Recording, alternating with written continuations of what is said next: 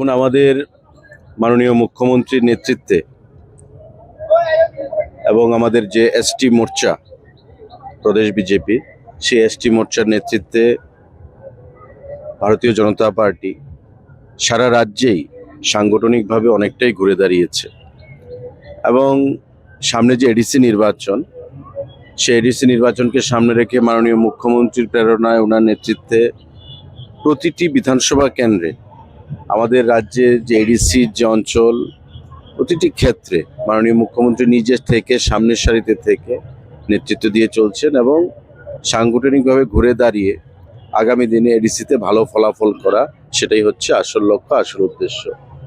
কারণ মোদিজি বরাবর বলেছেন, বারবার বলে থাকেন আমাদের প্রধানমন্ত্রী, যে সবকা সাথ সবকা বিকাশ। সবকা বিকাশ মানে রাজ্যের জনজাতিদের যদি উন্নয়ন না হয় তো বিকাশ সত্যিকারে সম্ভব নয়। বিগত 25 বছর সিপিআইএম এর সরকার ছিল, আমরা দেখেছি এডিসি কে তারা শুধু ভোট বাক্স হিসেবে পরিচালনা করত। ভোট বাক্স হিসেবে তারা উপজাতিদের বা জনজাতিদেরকে ব্যবহার করত।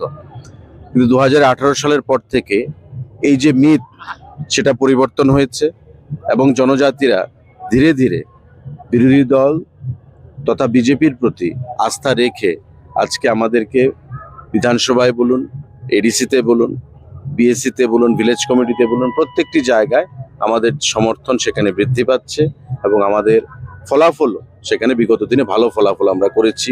লোকসভা আসনে আমরা জয়ী হয়েছি, পূর্ব ত্রিপুরা লোকসভা আসনে, পশ্চিম ত্রিপুরা লোকসভা আসনে, এডিসি যে অঞ্চলগুলো রয়েছে সেখানে আমরা ভালো ফলাফল করেছি এবং আমরা আশাবাদী যে আগামী যে এডিসি নির্বাচন, সেই এডিসি নির্বাচনে আমরা ভালো ফলাফল করব এবং জনজাতিরা যারা বিগত দিনে ভুল পথে পরিচালিত হয়েছিল তারাও ভারতীয় জনতা পার্টির প্রতি সেখানে আস্থা প্রকাশ করবে। আজকের এই আমাদের যে রোড শো, মাননীয় মুখ্যমন্ত্রী উপস্থিত হবেন কিছুক্ষণের মধ্যেই। এই রোড শো আমরা কোথায় করছি? যেটা হচ্ছে এডিসির হেডকোয়ার্টার খুমলুং থেকে।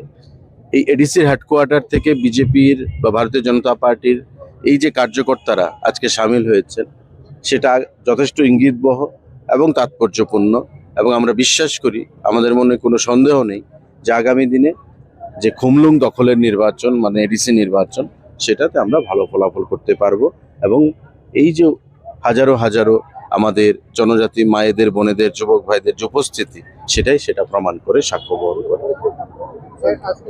আজকের যে রোড শোতে কতজন লোক সমাগম হবে? দেখুন, এখন তো কতজন লোক সমাগম হবে সেটাও গুরুত্বপূর্ণ নয়, সংগঠন থেকে এটা অর্গানাইজ করা হয়েছে। আপনারা দেখতেই পাচ্ছেন মায়েদের উপর, আজকে হোলির দিন, তারপরেও আপনারা দেখতে পাচ্ছেন হাজার হাজার মানুষের এখানে উপস্থিতি।